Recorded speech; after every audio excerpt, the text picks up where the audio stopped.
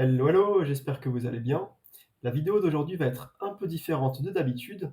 En fait, j'avais dans l'idée de vous faire une démo sur la base d'une aquarelle que j'ai improvisée il y a quelques temps pour la série des fondamentaux. Donc c'était vraiment une improvisation dans l'humide et ça m'avait pas mal inspiré cette improvisation, notamment au niveau de l'harmonie des couleurs et du thème, de la composition avec un arbre et un bonhomme.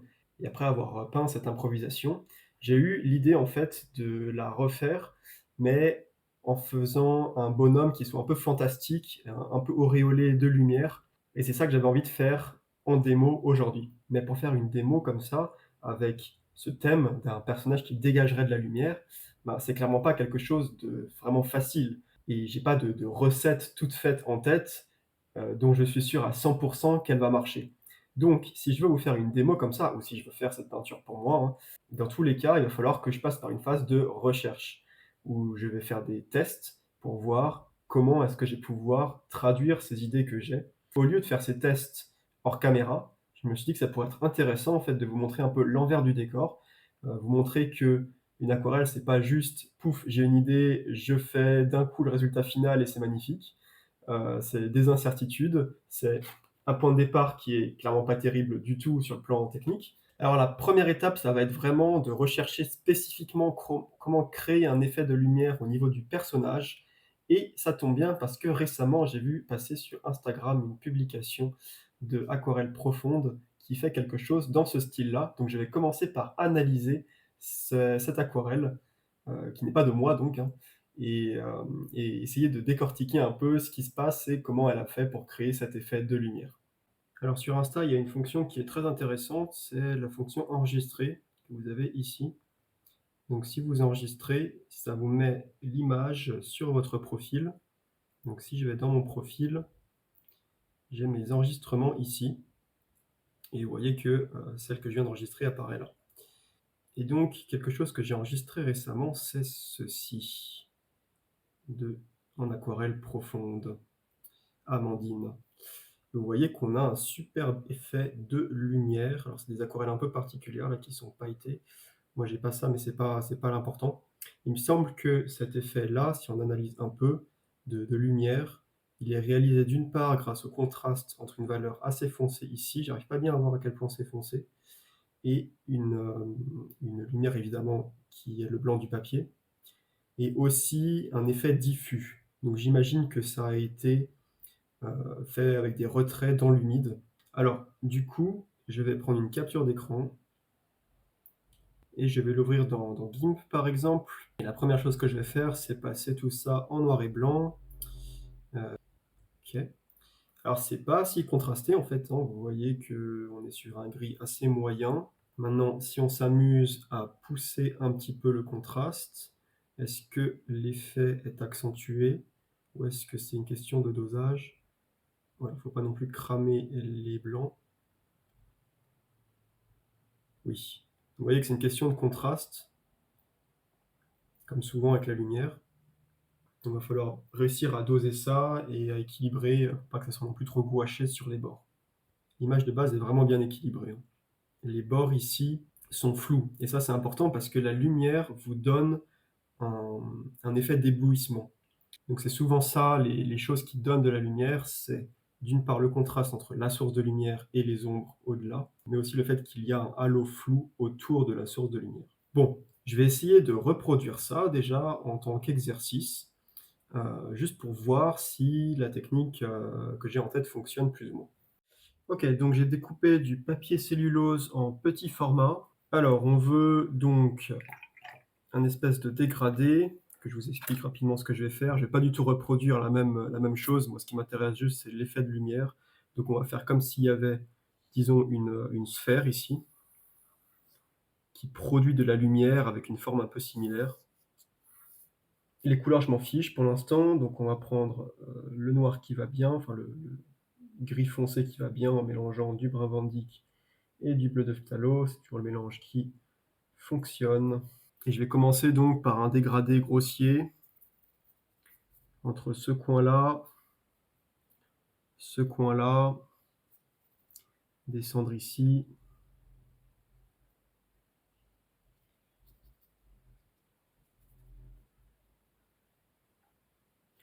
Là, je vais mettre beaucoup de pigments là, sur les bords,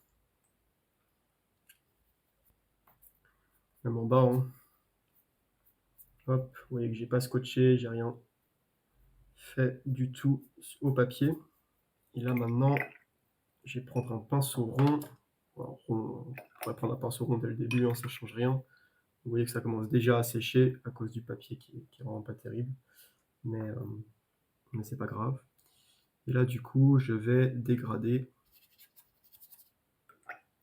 en insistant un peu pour venir réveiller les pigments qui sèchent.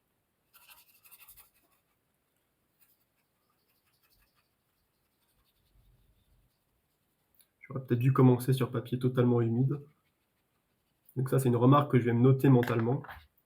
Parce que du coup, là, si c'est complètement sec, ça va être difficile de faire des retraits quand même.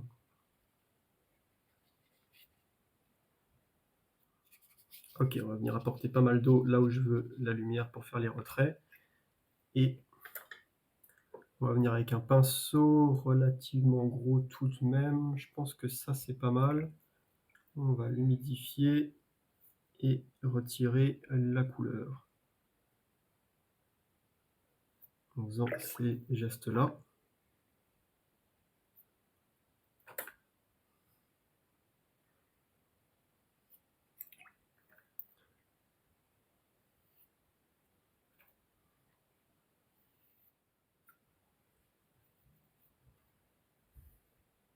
Alors là, ce que je fais, c'est après avoir retiré pas mal de choses, j'essaie de ramener un peu de couleur à l'intérieur pour voir si des petits contrastes à l'intérieur accentuent la luminosité. Je fais des tests en fait, hein. Ensuite, je vais voir si je peux renforcer les contrastes à ce stade sur les bords.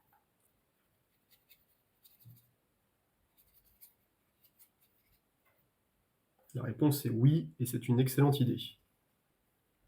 Pareil, je note mentalement. Je note aussi mentalement que c'est beaucoup mieux de peindre le foncé dans l'humide. Donc il va falloir que j'humidifie tout mon papier au début. Bon, alors en bas, c'est déjà sec par contre. Je peux peut-être mettre des coups de pchit. Voilà, donc là, j'ai un contraste qui est beaucoup plus intéressant qu'avant. J'ai un rendu assez intéressant qui est déjà assez lumineux. Donc j'ai appris quelques petites choses. Qu'est-ce que j'ai appris? Humidifier au préalable. Ça fera que ça séchera moins vite et ce sera plus facile pour les retraits. Également sur papier coton. Forcer les contrastes. Avoir vraiment quelque chose de très foncé, notamment là dans les coins où c'est vraiment loin de la source de lumière.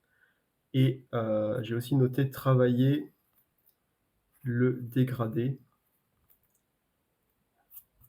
Parce qu'il ne faut pas qu'il y ait une transition trop brutale entre la lumière et l'ombre. Autrement, c'est pas mal.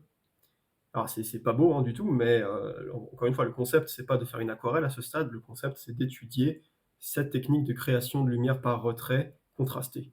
Donc là, immédiatement, je vais laisser ça de côté et je vais refaire sur cette feuille. Donc, je vais partir tout de suite avec quelque chose de beaucoup plus foncé qu'avant.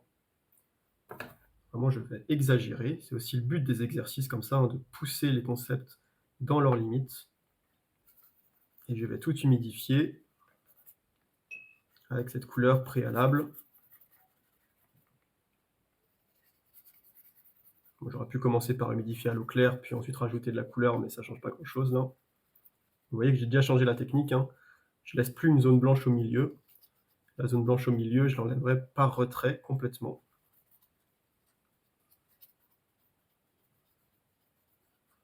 Voilà, je vais bien humidifier, je vais encore apporter de l'eau avec le spray.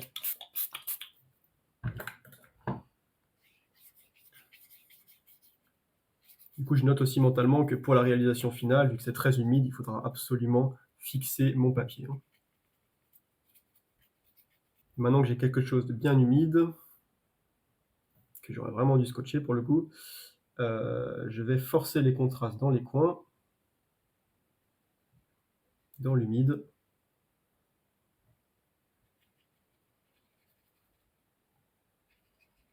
En dessinant globalement la forme de la zone lumineuse.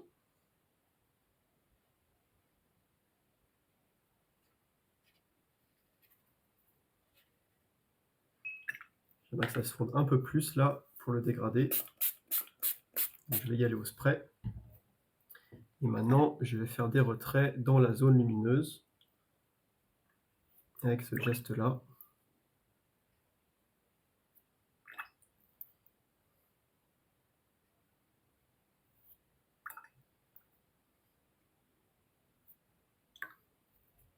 Ça sera intéressant de voir la différence une fois que je passerai sur papier coton, parce que les retraits seront beaucoup moins faciles à faire.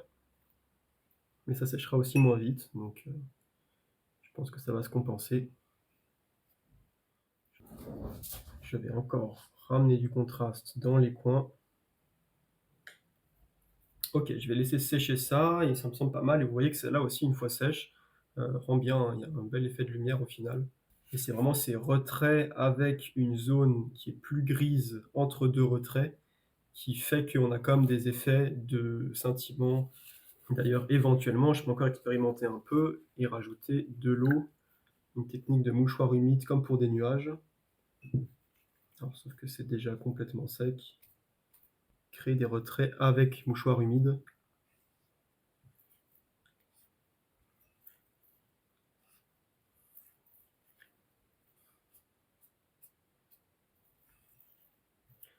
Ça, c'est cool. Ça, c'est très très cool. Vous avez vu?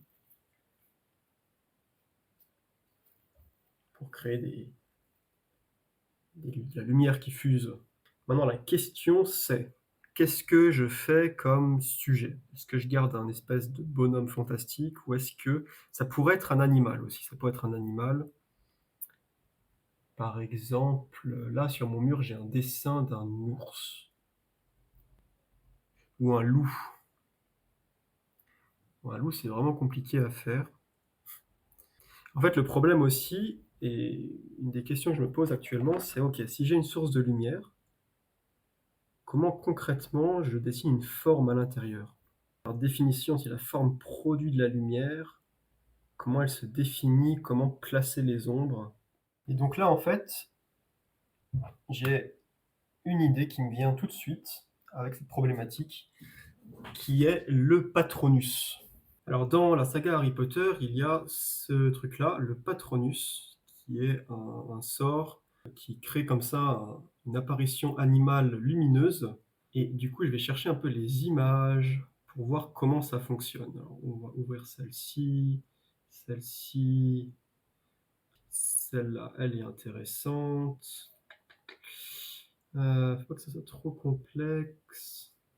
Donc qu'est-ce qu'on voit finalement? Alors celle-là, elle n'émet pas beaucoup de lumière.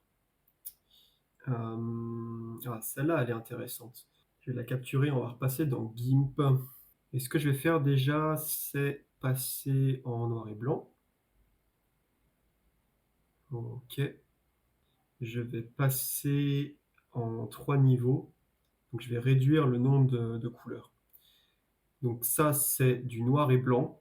C'est-à-dire que le logiciel, tout ce qui est un peu gris-blanc, il le passe en blanc. Tout ce qui est un peu gris-noir, il le passe en noir. Donc bon, on n'apprend pas grand-chose.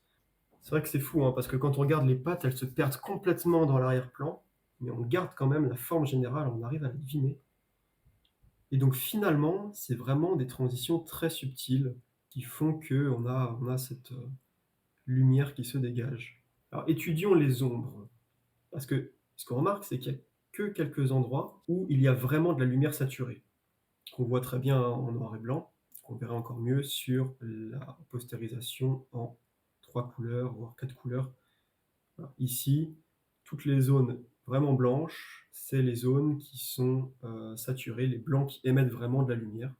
Donc on retrouve bien ça, ça, ça, ça, le dos et la tête. Et donc au niveau des ombres, ça aussi c'est intéressant, hein, parce que vous voyez que là, on a cette jambe qui produit de la lumière, mais ici, la jambe ne produit pas de la lumière. On a le ventre en dessous qui produit de la lumière, mais le flanc ne produit pas de lumière. Ok, donc c'est probablement ça la clé.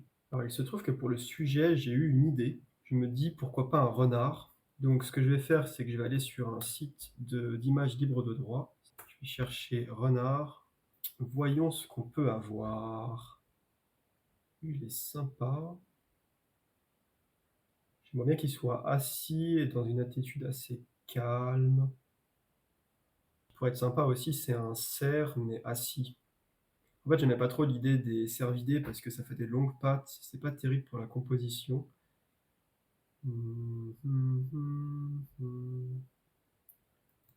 Un lièvre.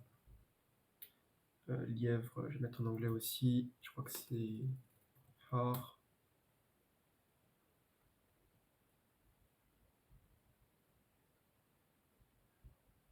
Non, non, non.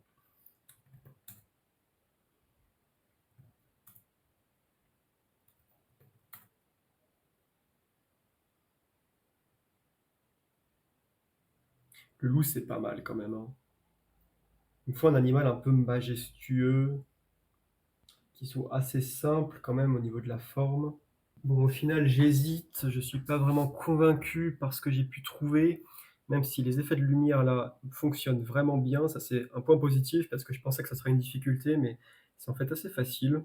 Donc j'ai une option qui serait de faire un loup. Je suis pas convaincu que avec des tons chauds, on puisse avoir des contrastes aussi forts. En tout cas, j'ai du mal à l'imaginer.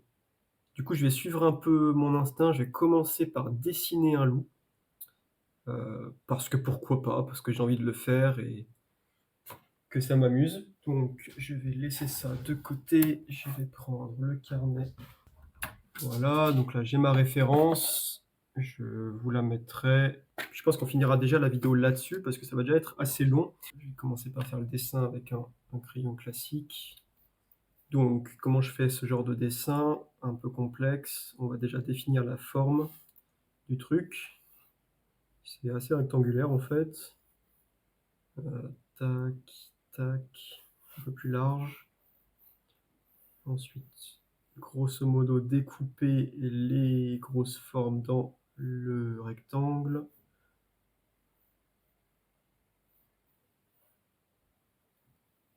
Mhm. Et ensuite, il va falloir que j'invente les pattes parce qu'il n'y en a pas sur l'image, non? C'est assez compliqué parce qu'il est de face. J'ai clairement pas choisi la meilleure, la plus facile. Non, en fait, je me rends compte que c'est trop compliqué et que j'ai pas le niveau en dessin pour inventer un loup, même si c'est que la partie inférieure. Donc je vais rechercher encore une référence qui me plaît et je retrouve après. Voilà, j'en ai trouvé une autre qui me plaît beaucoup plus, en tout cas qui est plus facile à faire. C'est aussi important de choisir quelque chose de simple parce que si on garde en tête qu'à la fin je vais créer un effet de lumière autour du loup, on ne peut pas se permettre d'avoir des détails de partout, quoi. On aura juste les contours de visibles. Donc il faut finalement simplifier la forme au maximum. Partir d'une forme déjà simple, ça peut aider. On a un loup avec des pattes cette fois. Bon, la tête est relativement ronde. Tac, tac, tac. La tête fait à peu près 40% du corps. Vous voyez, hein, le concept de la vidéo, c'est vraiment de vous montrer les tâtonnements.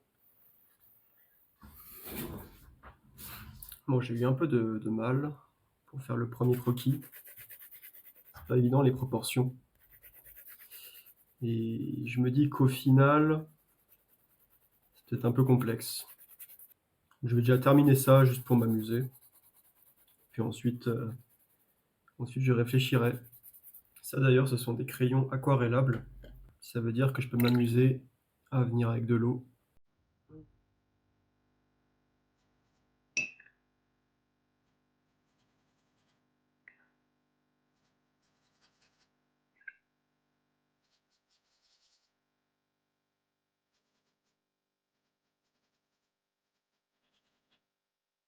J'improvise totalement.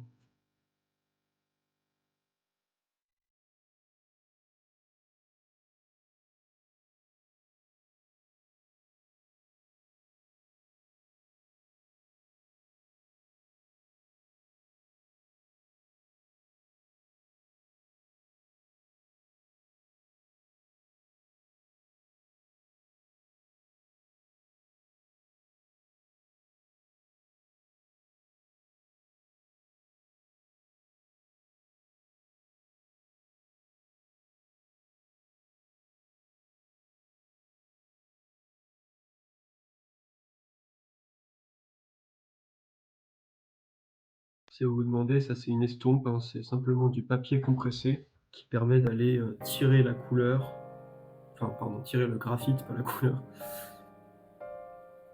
En fait, exactement de la même manière que si on fait une aquarelle. Si on fait une aquarelle, on peut dans un premier temps poser la couleur et dans un deuxième temps venir estomper. Voilà, même technique. On vient poser le graphite et dans un deuxième temps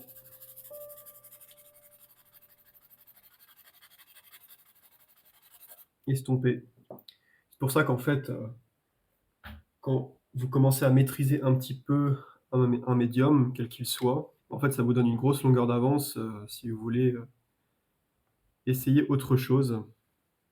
Parce que les techniques sont souvent similaires, en tout cas, il y a des passerelles possibles. Donc là, j'ai un crayon classique, 2B qui est assez fin, qui permet de faire des gris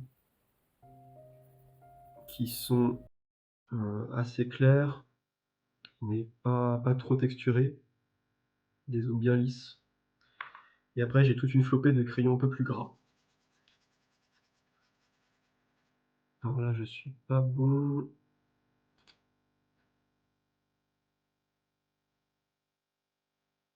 Tout ça, c'est plus dans l'ombre. Il y a des petits poils blancs, en fait, c'est assez compliqué la transition là.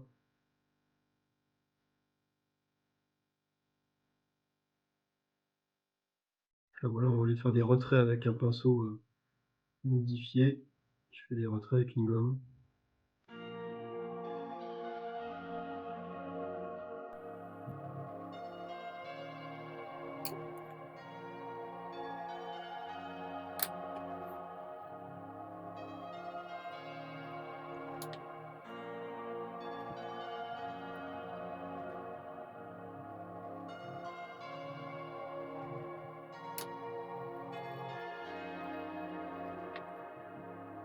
Gomme mie de pain, hein, qui permet d'être très précis.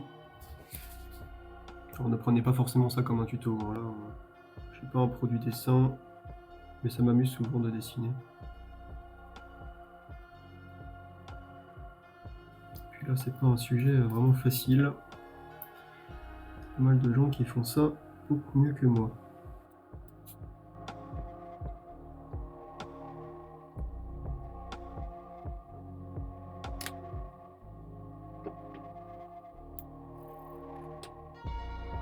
Le museau se détache très légèrement devant une partie plus dans l'ombre.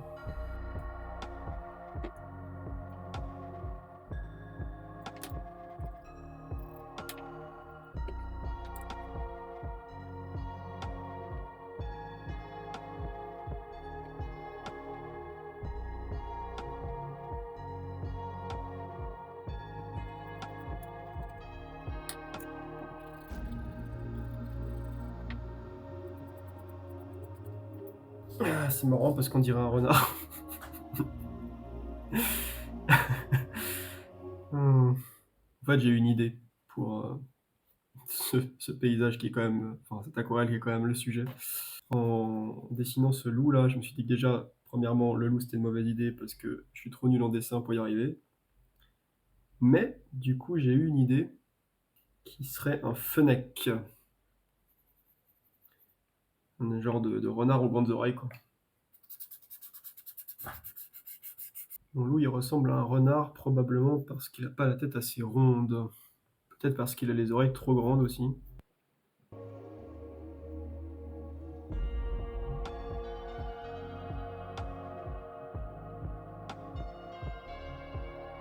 tout cas, ça me fait une bonne pause par rapport à ça et ça permet de réfléchir.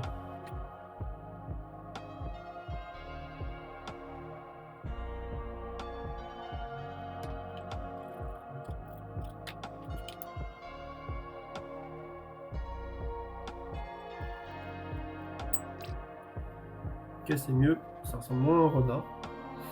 C'est vraiment des subtilités, hein. Les yeux aussi sont probablement trop grands, là. Je vais pas pouvoir y faire grand chose. Trop grand et commence à avoir du mascara, mon loup là.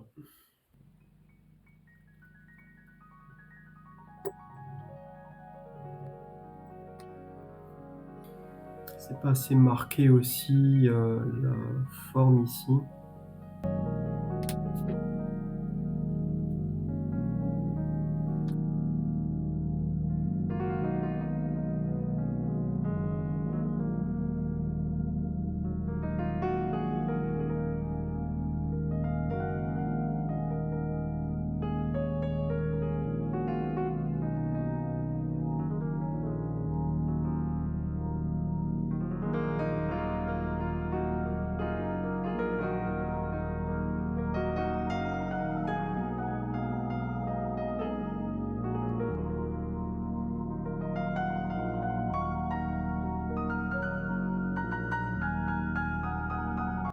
Juste faire des petites indications ici, parce que vous savez qu'il y a plusieurs, je sais pas comment on appelle ça, mais anneaux de poils, un peu comme des colliers.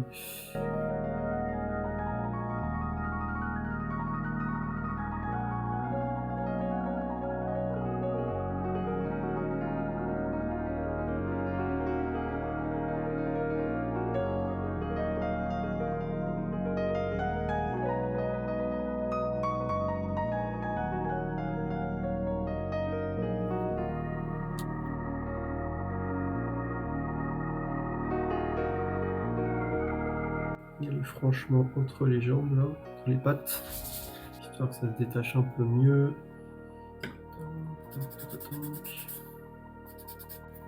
Avec les graphites aquarellables, j'ai quasiment pas d'eau sur le pinceau, mais un tout petit peu d'eau suffit. Donc si je veux en reprendre, il faut vraiment que je l'éponge jusqu'à ce que je sente plus l'humidité.